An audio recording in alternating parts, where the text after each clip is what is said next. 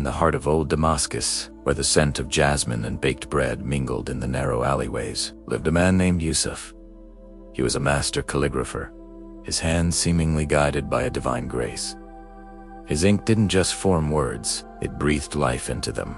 Verses of the Quran, hadith of the Prophet, peace be upon him, and ancient poetry flowed from his reed pen, each stroke a testament to his devotion. Yusuf was known for two things: the unparalleled beauty of his art and his unwavering honesty. One sweltering afternoon, a messenger arrived at his humble workshop. He bore the seal of the city's governor, a man known more for his wealth and influence than his piety. The governor wished to commission a piece of grand, ornate panel for the entrance of his new mansion. It was to be the largest piece Yusuf had ever attempted, featuring Surah Ar, the most merciful.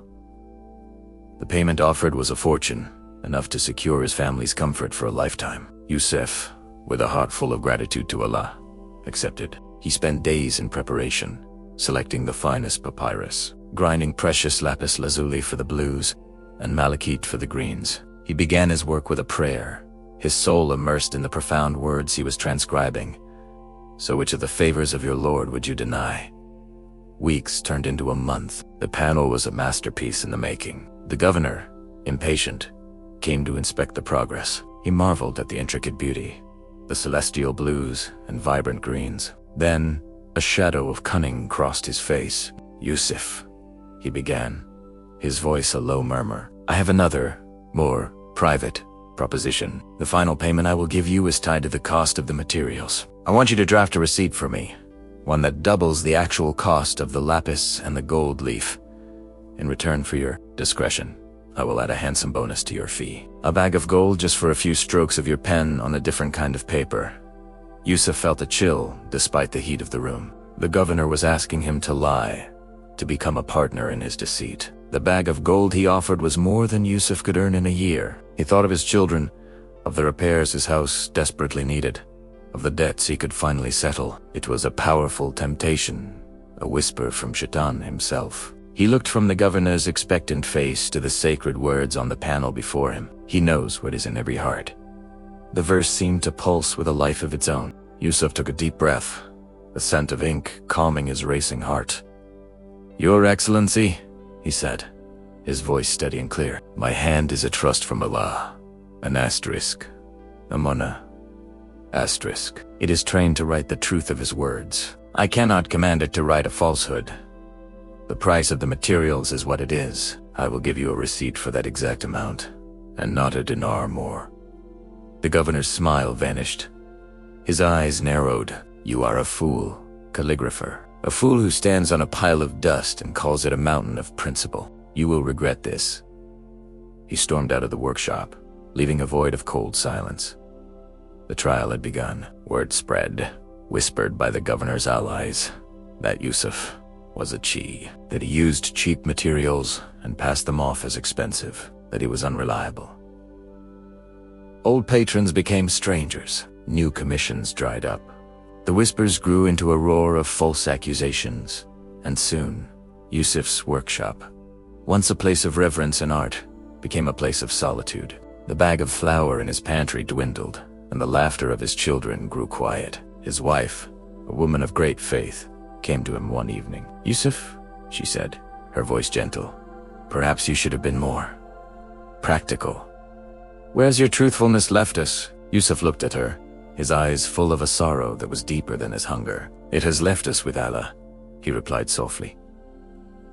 And is he not the best to provide us? Thesis attest a trial to see if we love his principles more than we love the comfort of this world. We must have somber patience, an asterisk, TAWAKKUL. Asterisk. Trust. Barely, with hardship comes ease. He held on to that trust as if it were the only solid thing in a world that was crumbling around him. He continued to pray, to wake for tahajjud, and to pour his soul into the governor's panel, even though he knew he might never be paid. He was no longer working for the governor. He was working for Allah. Finally, the panel was complete. It was magnificent, a testament to God's majesty and Yusuf's unwavering spirit. With the help of his son, he carried the heavy panel to the governor's mansion.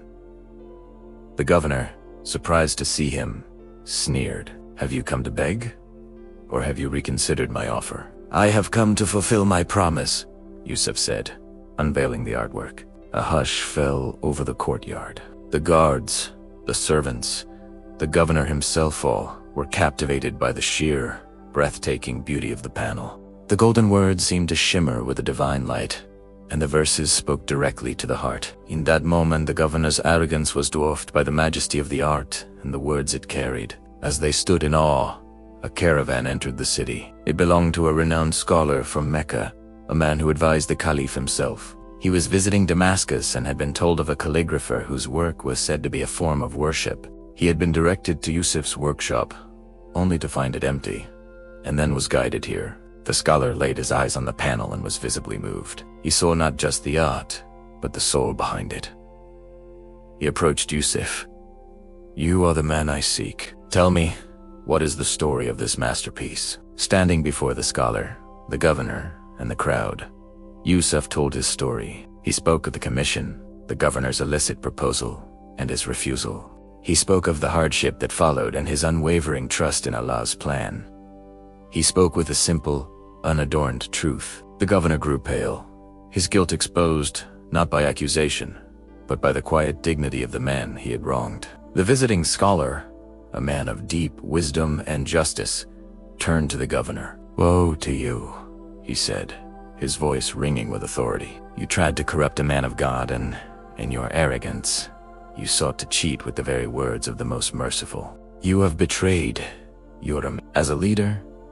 The story of the governor's corruption and Yusuf's integrity reached the caliph. The governor was removed from his post, his wealth confiscated. The caliph, in his wisdom, purchased the panel from Yusuf for 3 times the original price. But he did more than that. He appointed Yusuf as the chief curator of the great Umayyad Mosque's library, a position of immense honor. Yusuf's trial had ended. His trust had been rewarded. His name was cleared, and his art became even more sought after. Not just for its beauty, but for the story of truth and trust that was now etched into every stroke of his pen. He had learned, and in turn taught his city, that the path of truth may be fraught with trials, but it is the only path that leads to true honor and the unwavering trust of Allah, the ultimate provider. This story illustrates several core Islamic principles. It highlights the paramount importance of *** truthfulness. Siddiq***.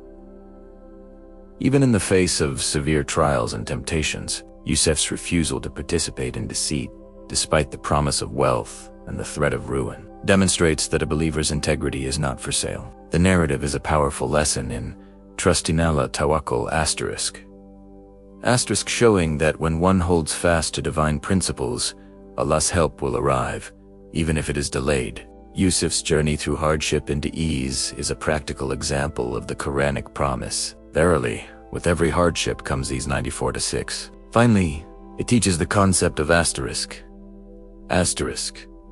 Imana trusts. Reminding us that our skills, resources, and positions are trusts from God that must be honored with honesty and righteousness.